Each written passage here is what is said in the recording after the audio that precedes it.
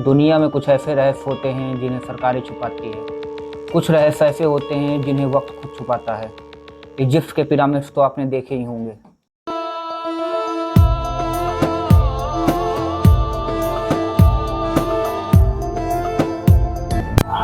Movies में, documentaries में, लेकिन आपको एक बात कभी नहीं बताई गई। ग्रेट पिरामिड ऑफ गीजा के अंदर आज भी एक ऐसा रूम है जिसके बारे में ऑफिशियली कोई अनाउंसमेंट है ही नहीं, ऑफिशियली कोई डॉक्यूमेंट्स भी नहीं है। इसके बारे में इजिप्ट गवर्नमेंट बात ही नहीं करती, और जो भी उसके अंदर गया आज तक वो वापस लौट कर नहीं आया। जो लोग बाई चांस वापस लौट के आए हैं वो दोबारा कभी बोल ही नहीं पाए। उस रूम को लोग आज भी शापित रूम के ही नाम से ही जानते हैं, और उस कमरे का नंबर है 101।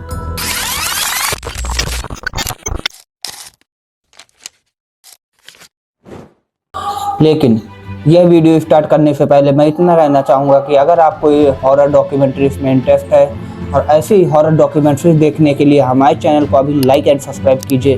तो चलिए वीडियो स्टार्ट करते हैं।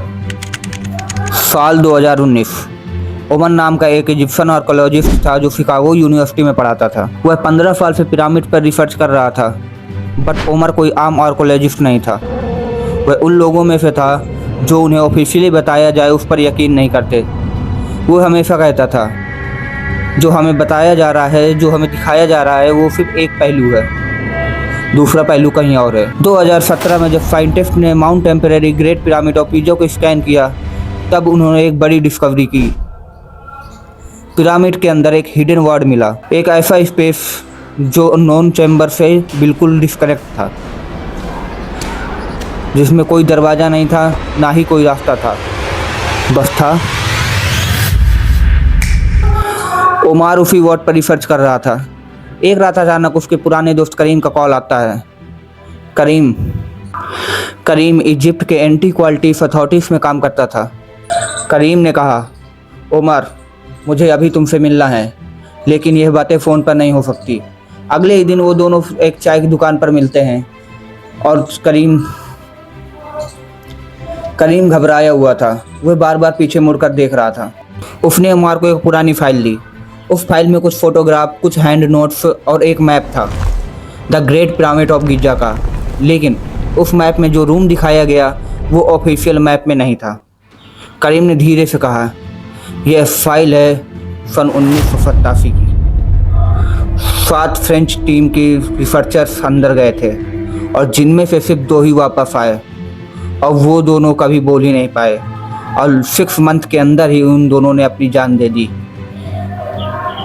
ना ही उन्होंने किसी से कुछ बताया, और आज तक ये फाइल बिल्कुल सील्ड है। ओमर ने वो फोटोग्राफ देखी और उसका दिल बैठ गया। उस फोटोग्राफी में एक कमरा था, पत्थर की दीवारों पर। उन दीवारों पर कोई हाइपोग्राफी नहीं थी, कोई पेंटिंग नहीं थी, बस खुरचने के निशान थे, जैसे हजारों सैकड़ों सालों से दीवार पर नाखून से खुरचा गया हो, घंटों तक, सालों तक। और एक फोटोग्राफ में कमरे के बीचों बीच जमीन पर कुछ लिखा था अरेबियन में, और उसका मतलब था हम अभी भी यहाँ हैं। ओमर ने करीम से पूछा, ये किसने लिखा है? करीम ने कहा, यह 1987 की टीम ने नहीं लिखा।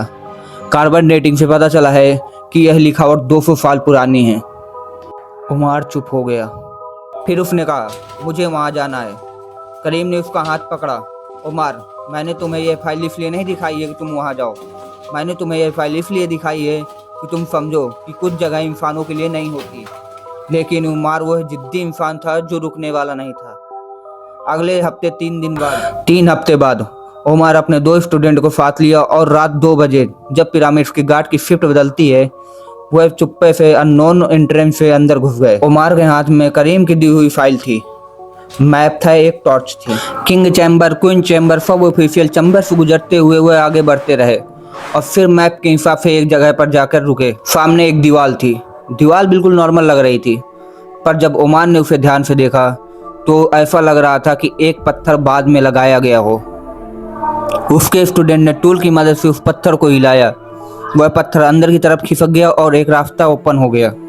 वो रास्ता अंधेरे में नीचे की तरफ जाता था। ओमर पहले अंदर गया। उसी वक्त उसके स्टूडेंट ने कहा, सर यहाँ देखिए।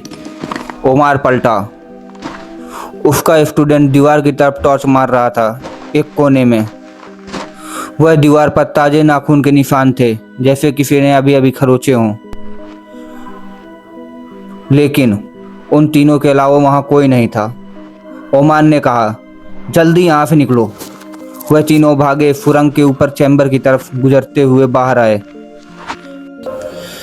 जब वो बाहर भाग रहे थे तो रात के 4 बज चुके थे। वो हाँफते हुए सुरंग के बाहर निकले और उसने अपने स्टूडेंट की तरफ देखा और उसे कुछ अजीब महसूस हुआ। उसका स्टूडेंट जो पूरे वक्त पीछे रहा, उसके चेहरे पर एक्सप्रेशन ही नहीं थे। वो बिल्कुल शांत था। ऐसा लग रहा था जैसे उसकी आंखें खुली हो, बट वो कुछ देख ही नहीं रहा है। ओमान ने उसका कंधा हिलाया। रमी रमी, सुन रहे हो? रमी ने अपना पीछे फिर घुमाया, बिल्कुल स्लोली, और एक आवाज में बोला, हम अभी भी यहाँ हैं। रमी को अगले दिन हॉस्पिटल ले जाया गया। डॉक्टर्स ने कहा, अब ये 6 मंथ तक कुछ बोल नहीं पाएगा। ओमन ने उसको करीम को फाइल वापस कर दी और उसने अपनी रिसर्च वहीं बंद कर दी। लेकिन जाने से पहले उसने करीम को कुछ बातें बताई। उसने कहा, उस कमरे में खरोचने के निशान थे। मैंने ध्यान से देखा, लेकिन वह निशान बाहर की तरफ नहीं थे, वो अंदर की तरफ थे, जैसी कोई चीज़ हो जो बाहर निकलना चाहती थी। इस वीडियो के अंत में मैं बस इतना कहना चाहूँगा कि आज ग्रेट पिरामिड ऑफ गीजा को बने हुए 4000 साल से भी ऊपर हो गए हैं, लेकिन साइंटिस्ट अभी तक ये पता नहीं लगा पाए हैं कि इसे क्यों और कैसे बनाया गया था। आज भी उस हिडन वर्ड का कोई एक्सप्लेनर नहीं है और ना ही कोई ऑफिशियल रास्ता उस तक पहुंचने के लिए बनाया गया है। कुछ राज इसलिए नहीं छुपाए जाते कि वो खतरनाक हैं, बल्कि इसलिए छुपाए जाते हैं कि जो उनके अंदर है वो नहीं चाहता कि आप वहां जाएं। मानो या ना मानो, ये आपकी मर्जी है, लेकिन ऐसी ही हॉरर डॉक्यूमेंट्री देखने के लिए चैनल को अभी सब्सक्राइब कीजिए, और अगर अभी तक आपने सब्सक्राइब और लाइक नहीं किया है तो कर दीजिए। तो तब तक के लिए बने रहिए मेरे साथ। Stay tuned, stay alert. Thank you.